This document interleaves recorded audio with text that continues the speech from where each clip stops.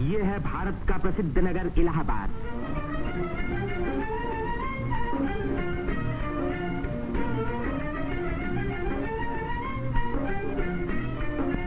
यहीं पहल उत्तर प्रदेश में एक विश्वविद्यालय की स्थापना हुई। इसी वजह से ये नगर उत्तर प्रदेश की शिक्षा और सभ्यता का केंद्र माना जाता है। पंडित मदन मोहन मालवीय, पंडित गोविंद वल्लभ पंत और अनेक प्रतिभाशाली व्यक्ति इसी विश्वविद्यालय की देन हैं, जिन पर आज देश को गर्व है। ये है हमारे प्रधानमंत्री पंडित जवाहरलाल नेहरू का निवास स्थान, आनंद भवन। भारतीय राजनीति का ये एक प्रमुख केंद्र रहा है। इस नगर को तीर्थराज प्रयाग भी कहते हैं। यहीं गंगा और जमुना का संगम है। इसी संगम में गुप्त सरस्वती नदी भी आकर मिलती है। इसीलिए इस स्थान को त्रिवेणी संगम कहा जाता है। त्रिवेणी बहुत पुराने जमाने से भारत का एक पवित्र स्थान माना जाता है। सृष्टि की रचना की शक्ति प्राप्त करने के लिए यहाँ ब्रह्मा ने यज्ञ और तपस्या की। लक्ष्मी की प्राप्ति के लिए विष्णु ने भी यहीं तपस्या की। यहीं स्नान करके भगवान शंकर ने त्रिपुर राक्षस के वध करने की शक्ति प्राप्त की और यहाँ महात्मा बुद्ध ने संसार को सत्य का संदेश भी सुनाया।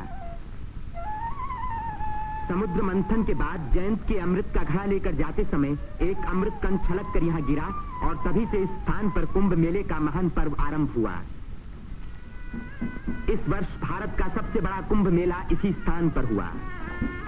इस मेले में लगभग 1 करोड़ व्यक्ति त्रिवेणी में स्नान करने के लिए आए। सदियों की गुलामी के बाद स्वतंत्र भारत का ये पहला कुंभ मेला था। त्रिवेणी में स्नान करके तन, मन और आत्मा को शुद्ध करने के लिए ही यात्रियां आते हैं। योगी और सन्यासी, गरीब और अमीर सभी प्रकार के लोग यहाँ इकट्ठे होते हैं। कुंभ मेले के मौके पर देश के नर नारी एक दूसरे के धार्मिक विचारों से परिचित होते हैं।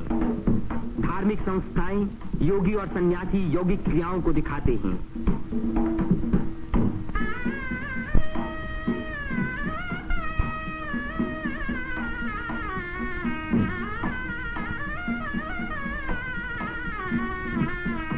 धार्मिक विचारों पर तर्क वितर्क होते हैं और देश के गौरवपूर्ण प्राचीन रहस्यों का उद्घाटन होता है। यहाँ के सुंदर दृश्य प्राचीन भारत की महत्ता की याद दिलाते हैं।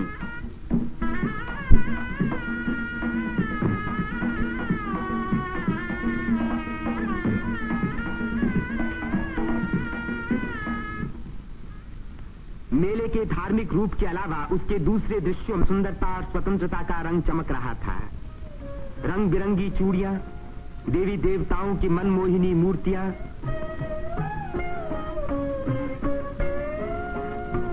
हरी जपन की मालाएं, सिंदूर और चंदन के ढेर, औरतों के साज श्रृंगार, बच्चों के खेल खिलौने, लाल बुझक्कर मिट्ठू मियां। तीर्थ यात्रियों की सुविधा और सुरक्षा के लिए और स्वतंत्र भारत के इस महान पर्व को सफल बनाने के लिए उत्तर प्रदेश सरकार ने अपनी ओर से कोई कसर उठा न रखी। मेला शुरू होने के कई महीने पहले से ही सरकार की ओर से तैयारियां शुरू हो गई थीं। उबड़ खाबड़ जमीन को समतल बनाने के लिए बुलडोजर जैसी बड़ी बड़ी मशीनों से जमीन की सतह ठीक की गई।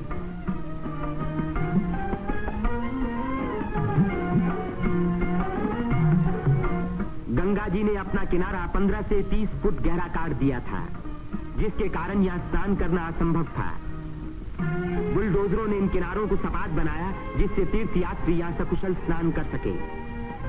जिस काम को 1000 आदमी 3 महीने में खत्म नहीं कर सकते थे, उसी को 6 बुलडोजरों ने 15 दिन में पूरा कर दिखाया।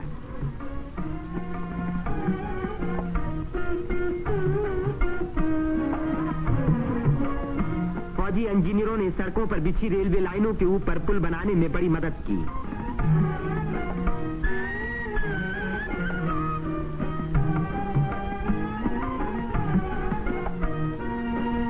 इससे रेलों के आने जाने के समय भीड़ सड़कों पर कभी न रुकी, बल्कि लगातार त्रिवेणी की ओर बढ़ती रही।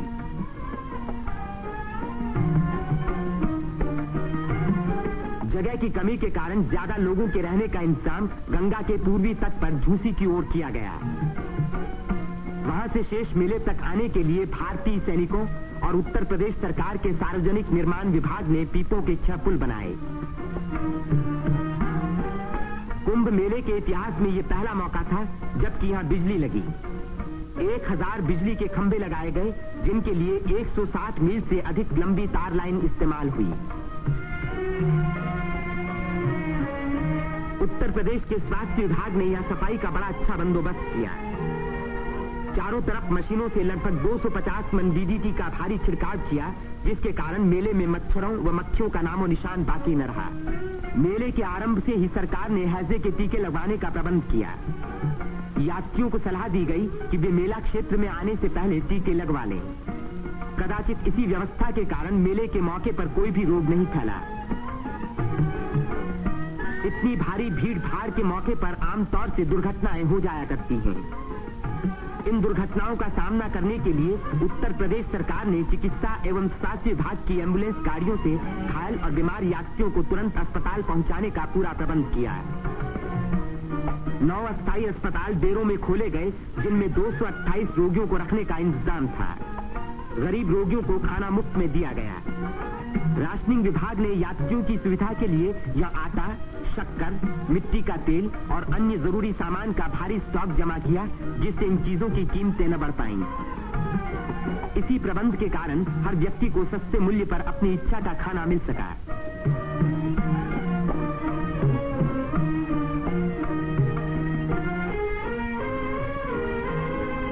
सेवा समिति, अग्रवाल समिति और भारत स्काउट्स एंड गाइड्स जैसी स्वयंसेवक संस्थाओं ने यात्रियों के मार्ग निर्देशन, उनकी सुरक्षा और घायलों का प्राथमिक उपचार किया।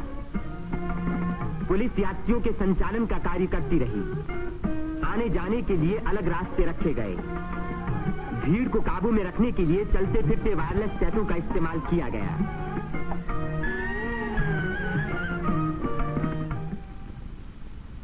भूले भटके लोगों को खोज निकालने और उनको उनके घर वालों तक पहुंचाने का खास इंतजाम किया गया।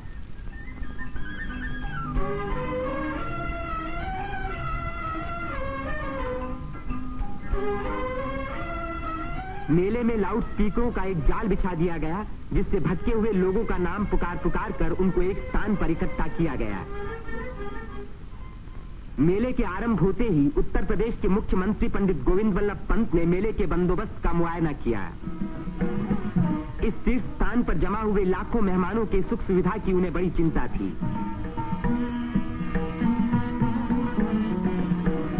उन्होंने नाव पर सवार होकर घाटों का निरीक्षण किया।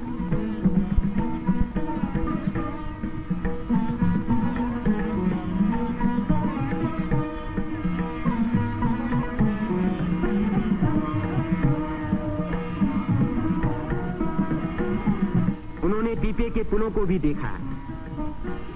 ये अखाड़ा जो ऐसे ही एक पुल को पार कर रहा है, पुल की मजबूती का सबूत है।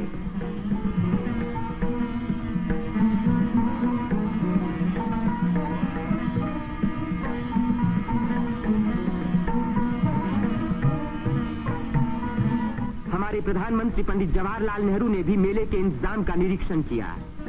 वे सड़कों पर घूमे और पुलों पर भी गए।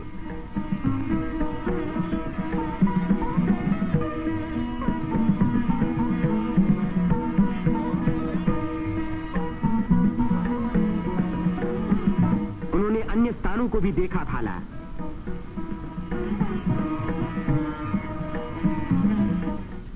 भारत के अन्य लाखों व्यक्तियों की भांति हमारे राष्ट्रपति श्री राजेंद्र प्रसाद ने भी त्रिवेणी में स्नान किया। इस दिन अपार जनसमूह यहां इकट्ठा था।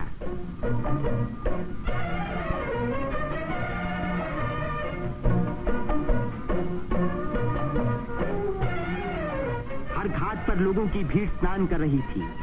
उसमें नया जोश था और नई उम्मीदें थीं।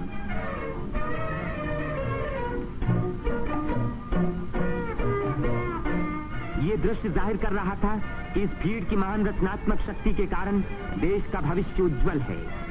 उसकी इसी शक्ति के कारण हमारी उन्नति के बड़े से बड़े कार्य अवश्य सफल होंगे। जिस स्थान पर मनुष्य और देवताओं ने यज्ञ किए और भविष्य का संकल्प किया, उसी स्थान पर इन नर नारियों ने आज भारत को फिर से बलवान और सुखी बनाने की प्रतिज्ञा की और भारत की स्वतंत्रता को अमर रखने के लिए अपने शरीर में एक नए प्राण को जन्म दिया।